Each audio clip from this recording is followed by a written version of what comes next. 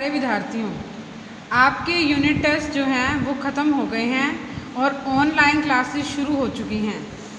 तो आज हम ऑनलाइन क्लासेस में एक विषय पढ़ेंगे, संज्ञा, जिसे इंग्लिश में हम नाउन कहते हैं।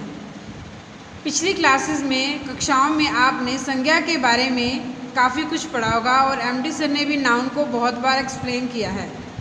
फिर से हम इसको कर रहे हैं आज। सबसे पहले तो हमें पता होना चाहिए कि संज्ञा का अर्थ क्या है। संज्ञा क्या है? संज्ञा को हिंदी में अर्थ है नाम, यानी संज्ञा जो है वो एक नाम है। परिभाषा क्या है? जो शब्द किसी व्यक्ति, प्राणी, वस्तु, जाति, स्थान या भाव का बोध कराते हैं, संज्ञा कहलाते हैं।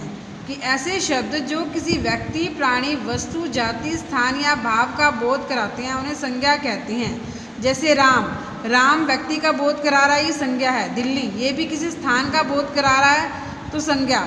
सुख और ईमानदारी, ये हमारे अंदर का भाव है, तो इसका मतलब ये भी संज्ञा है। संज्ञा कितने प्रकार के होते हैं? संज्ञा के कितने भेद हैं? संज्ञा के 3 भेद माने गए मुख्यतः। पहला है व्यक्तिवाचक संज्ञा, जातिवाचक संज्ञा और भाववाचक संज्ञा। व्यक्तिवाचक संज्ञा में किसी विशेष व्यक्ति, किसी विशेष जाति, किसी विशेष स्थान के बारे में बताया जाता है, वो व्यक्तिवाचक संज्ञा कहते हैं।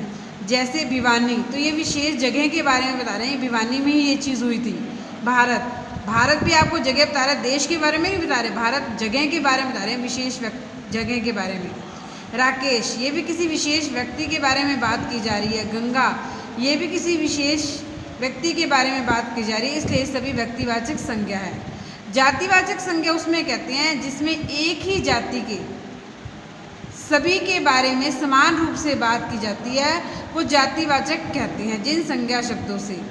जैसे अब लड़का है, लड़के में एक लड़का नहीं है, कोई नाम नहीं है, संपूर्ण लड़कों के बारे में बात कर रहे हैं, एक से ज़्यादा के बारे में समान रूप से बात कर रहे हैं, तो वो जातिवाचक संज्ञा। अगर ये कहते हैं राम, तो राम क्या होता है? वो व्यक्तिवाचक हो जाता है, क्योंकि नाम दे रहे हैं। और लड़का क्या है? वो संपूर्ण लड़का है, तो जातिवाचक संज्ञा।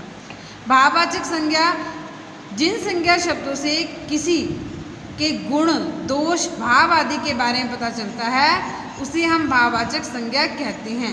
उदाहरण के लिए वीरता जो है वो भाव है, हमारे मन से निकल रहा है। बचपन। संज्ञा में इन 3 भेदों के अतिरिक्त 2 अन्य भेद भी माने गए हैं, द्रव्यवाचक संज्ञा और समुदायवाचक संज्ञा कहते हैं। अब हमें पता होना चाहिए इन्हें कहते किसे हैं। ऐसे संज्ञा शब्द जो किसी विशेष समुदाय का बोध कराते हैं, उन्हें संपूर्ण समुदाय का बोध कराते हैं, उन्हें समुदायवाचक संज्ञा या समूहवाचक संज्ञा भी कहते हैं। जैसे कक्षा में 1, 2, 3 नहीं है, बल्कि बहुत से विद्यार्थी करें, पूरा समूह बन गया वो, तो ये क्या हो गया? समुदायवाचक संज्ञा। सेना में भी 1, 2, 10 नहीं, बल्कि हजारों की संख्या में सैनिक होती हैं, इसीलिए समुदायवाचक भीड़ में भी। अगला है द्रव्यवाचक। ऐसी संज्ञा शब्द जो किसी द्रव्य या पदार्थ का बोध कराते हैं, उन्हें द्रव्यवाचक संज्ञा कहलाती हैं। जैसे लकड़ी, पत्थर, चांदी आदि। इसकी परिभाषा मैंने आपको नीचे लिखी है, जैसा कि मैंने आपको समझाया भी, बताया था। जिन शब्दों से किसी विशेष व्यक्ति, प्राणी या विशेष स्थान का पता चलता है, उन्हें कहते हैं संज्ञा। गंगा, जैसे गंगा, सूरज आदि। तो ये आपको दे रखा है, आपने इसे अपनी फेयर नोटबुक में नोट करना है। धन्यवाद।